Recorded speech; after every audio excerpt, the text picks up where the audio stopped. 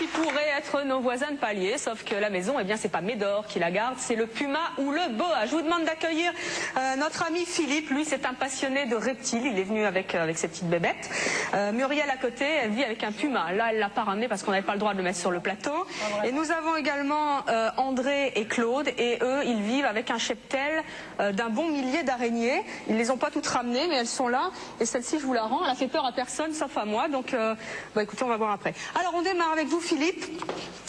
Dites-moi, vous êtes un passionné de reptiles, vous avez 80 reptiles, hein, c'est ça?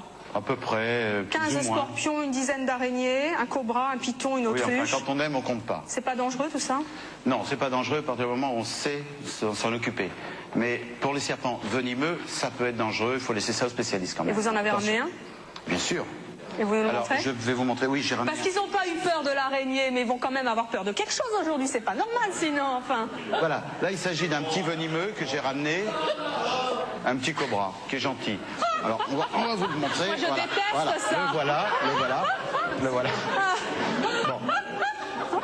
Mais montrez-le. Ne partez pas. Voilà, je pense en toute objectivité. Merci. Vous voulez le voir? Attendez, ils l'ont pas vu. Attendez, voilà. Ouais. Si, prenez-le, il ne mord pas celui-là. C'est sûr? Voilà. Regardez. Ça marche! Eh oui, regardez la bébête. Elle est belle, hein? Bon. Alors, ça c'est le bébé. On peut voir le gros? Voilà, alors ça, bon, c'est des venimeux, on n'en amène pas comme ça, on joue pas avec, donc je vous ai amené un venimeux pas trop dangereux. Par contre, effectivement, il y a des serpents plus gentils, moins venimeux. Non, pourquoi? Vous préférez que ce soit un animal avec des plumes ou des poils? Eh bien, celui-là a des écailles. Mais il n'est pas méchant. Et qu'est-ce que c'est? Est-ce que quelqu'un veut le toucher? C'est un python royal. Mais ces gens-là sont fous! Regardez, vous êtes gentil parce que c'est des animaux qu'on traite avec douceur et pas de brutalité. Et vous voyez que c'est des animaux adorables. Ramenez-le à mes copines, là, tout à l'heure. Ah ben on va aller les voir. Venez, mesdemoiselles. Si vous avez peur, Si vous avez vraiment peur, on ne s'approche pas. Mais est-ce que, franchement, à part les films de Tarzan, vous avez vu la langue qui ça fait sort, peur. C'est terrible. Est-ce que regardez la peau. Mon Dieu. Alors quand on voit un danseur à la télévision, prenez-le, mais faites doucement avec. Vous pouvez le prendre, mais il faut faire tout doucement avec. Ça me fait peur. Et il ne faut surtout pas brutaliser ces animaux. Non, ça ne craint absolument rien. Refaites-moi ça. Je vous présente, comment il s'appelle votre précieux là?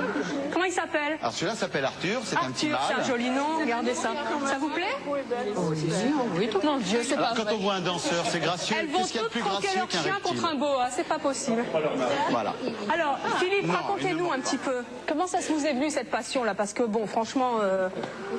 Cette passion, disons que je n'ai pas d'a priori sur les animaux en règle générale. Tenez, je vois qu'il vous fait plaisir, vous en avez envie. Attendez, mais qu'est-ce qu'il vous fait? Il est un peu lourd quand même, votre serpent. Il est un peu lourd. Il est un peu lourd. C'est une question de muscle.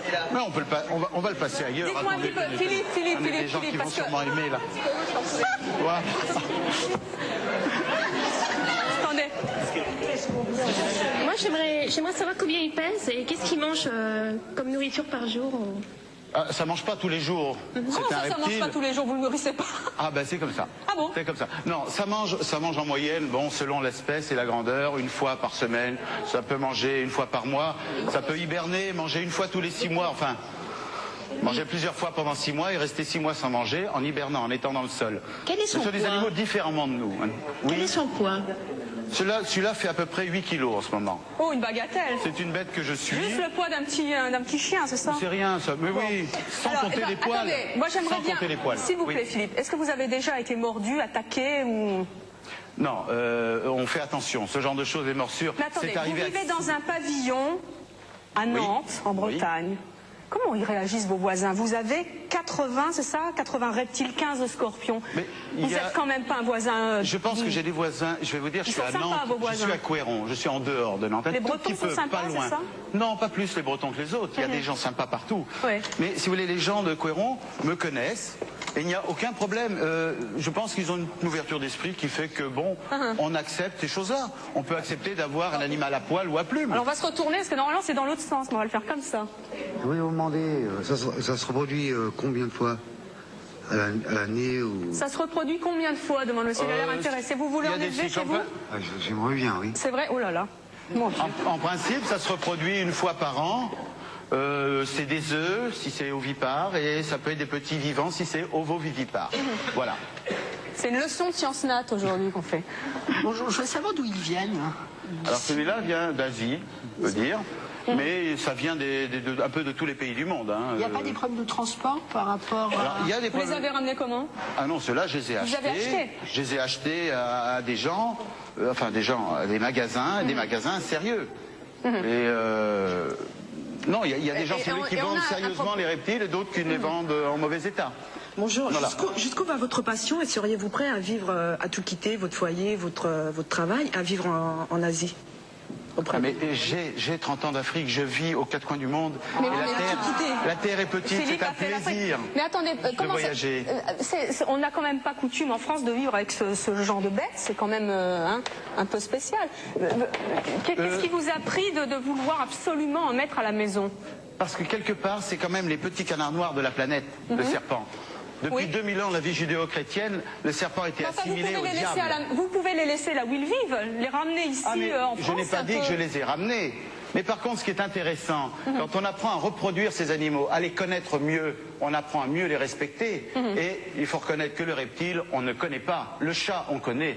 L'éléphant, on connaît. Le buffle, on connaît. C'est normal, il y a un peu plus de chats en France que de reptiles. Et il n'y a pas que les reptiles, les araignées, les mygales, tout ce qui fait peur. Bon, bonjour, moi je veux savoir, bon, d'accord pour vos voisins, mais vos invités chez vous, comment ils réagissent? Mes invités ont un... Il n'invite plus non, il y a personne. pas.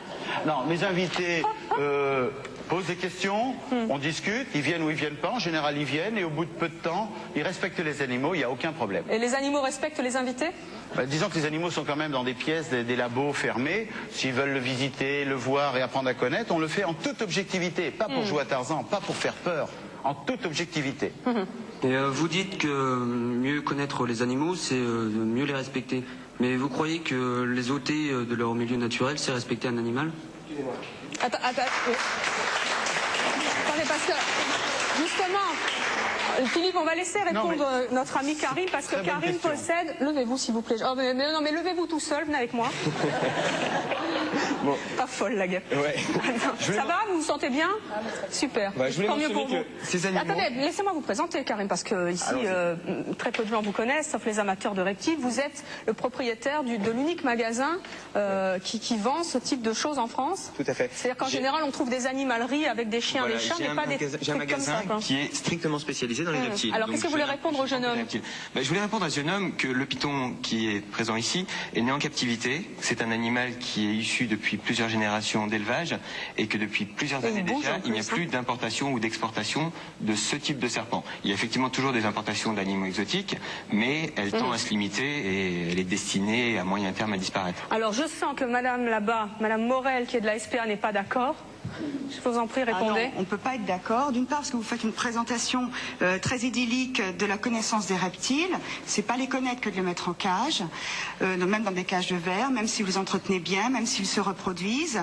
En outre, vous donnez envie aux gens d'en avoir. Nous, on a récupéré 10 pythons. Que faites-vous pour nous? Où on les met? Les zoos n'en veulent pas. Le muséum, on est saturé.